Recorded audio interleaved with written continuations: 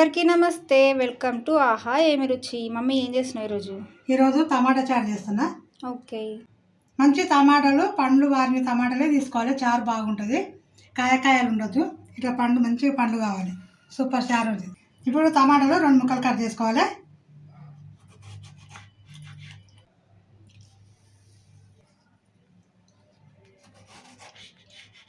అన్ని టమాటాలు ఇట్లా కట్ చేసి పెట్టుకోవాలి.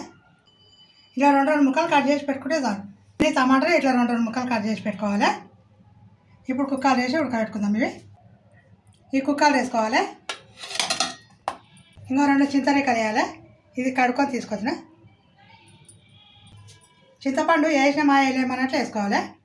ఇప్పుడు నీళ్ళు పోసుకుందాము. కొన్ని నీళ్ళు పోతాము. ఇక చింతపండు వేసినాం కదా, కొన్ని నీళ్ళు పోసి ఉడకబెట్టుకోవాలి. ఎందుకంటే చాలా నీళ్ళు పోస్తే మన పులుసు పోయినకి సరే ఇది కాదు. మనం కొంచెం నీళ్ళు పోసి ఉడకబెట్టుకొని కావాల్సినంత పులుసు విసికి పోసుకోవచ్చు ఇచ్చింది టమాటాలు. ఇప్పుడు మూత పెట్టి ఉడికించుకుందాము.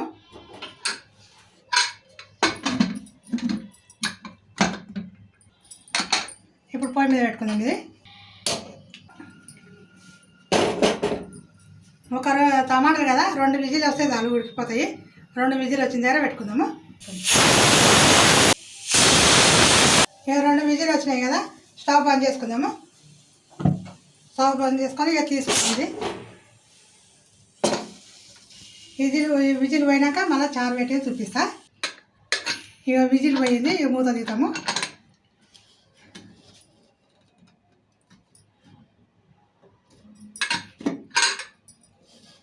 మంచిగా ఉడికిపోయినాయి. ఇంకా కుక్కర్ వేస్తే 2 విజిలకే ఇట్లా ఉడుకుతాయి మంచిగా మెత్తగా.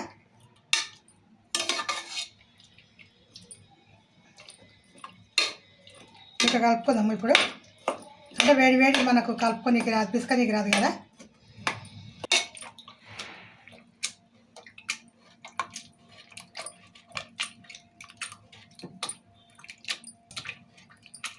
ఇప్పుడు టమాటాలు వేడివేడిగా ఉంటాయి కదా, మనకు చేతితో పిసుకోనికి రాదు కదా.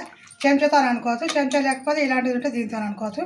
ఇది కూడా లేకపోతే పప్పు గుత్తి ఉంటుంది కదా, పప్పు గుత్తితో కూడా ఇట్లా అనుకోవచ్చు. మనం చేయగలకుండా ఉంటుంది. ఇప్పుడు ఇట్లా అనుకొని మనం జల్లెట్లో పోసుకోవాలి.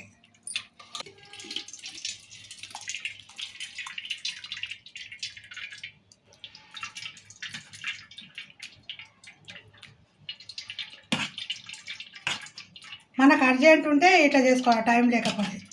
టైం ఉన్నట్టుంటే ఇవన్నీ ఏం అవసరం ఉండవు. చల్లగైనాక మనం ప్యాన్ కింద పెట్టుకొని చల్లగైనాక చేతితోనే విసుకోవచ్చు. అసలు ఎన్ని ఉన్నా ఇవన్నీ ఎన్ని ఉన్నా కానీ మనం చేతితో విసికినంత ఈ రసం రానే రాదు. చేతితో విసికిందేరే కాదు మళ్ళీ. ఇప్పుడు ఇది కాలుతుందని వేయలేను కదా. ఇప్పుడు ఇలా చల్ల నీళ్ళు పోసాం కదా, ఇప్పుడు ఇది వేసుకుందాము. ఇప్పుడు వేడి వేడిది ఉన్నది అని వాళ్ళు నొప్పుకున్నాం కదా, ఇప్పుడు చల్ల నీళ్ళు పోసాం కదా, చల్లగా అయిపోతుంది. కొన్ని వాటర్ పోసి పిసుకోవాలి. కానీ ఒక్కసారి పోస్తే మనం పులుపు అంటే ఇది ఉండదు, నీళ్ళు ఎక్కువైపోతాయి.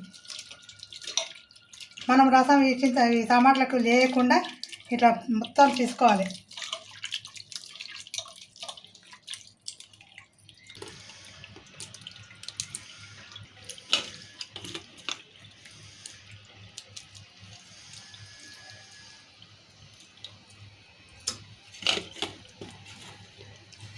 ఇట్లా ఉట్టి పిప్పి వస్తుంది.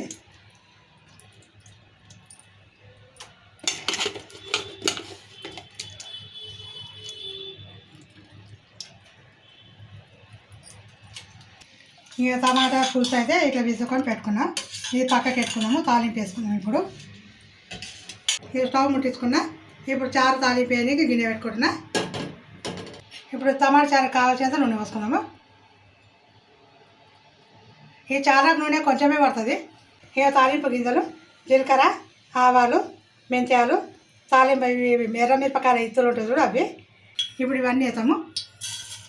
తాలింపు గింజలు వేసినాం కదా, ఎర్రమిరపకాయలు వేసుకుందాము. ఇప్పుడు పచ్చిమిరపకాయలు కూడా వేసుకుందాము.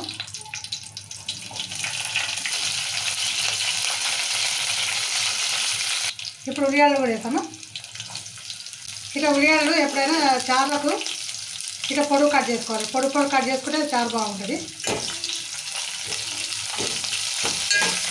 చూడనీకి బాగుంటుంది, తిని కూడా బాగుంటుంది. ఉల్లిగడ్డ ఇక పొడుగు కట్ చేసుకోవాలి.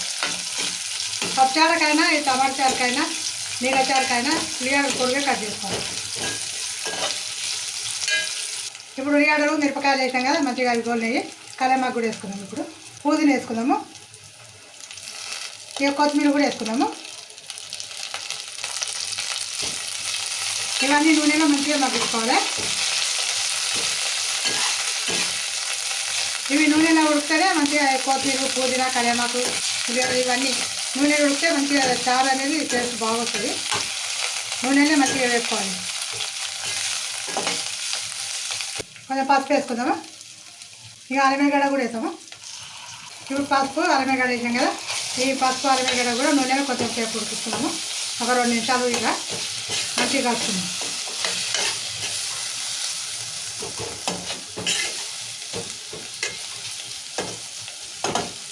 మెంతులు మాత్రం కంపల్సరీ వేసుకోవాలి, చాలా బాగా అవుతుంది.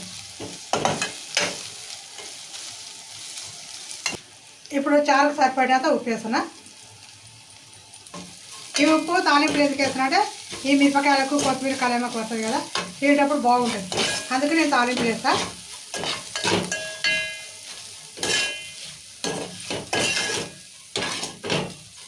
ఇప్పుడు ఈ పులుసు పోసుకుందాము, టమాటా పులుసు.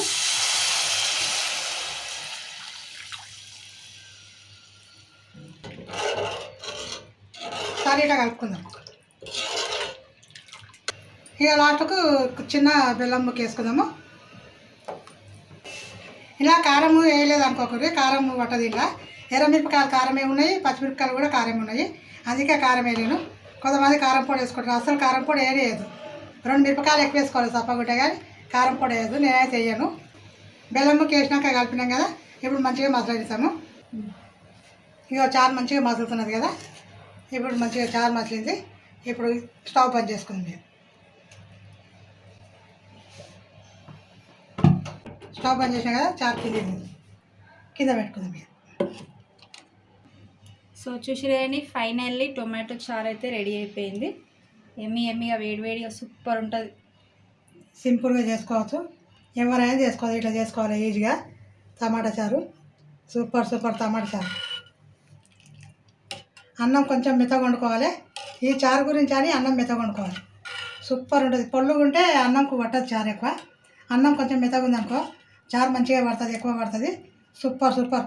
వేరే కూరనే అవసరం లేదు. సో చూసిరేని మీకు కనుక ఈ వీడియో నచ్చినట్టయితే లైక్ చేయండి, షేర్ చేయండి. మమ్మీ ఇంకేం చేయాలి? సబ్స్క్రైబ్ చేసుకొని గంట కొట్టండి. అలానే మా వీడియోస్ని హైప్ చేయండి. బాయ్. బాయ్.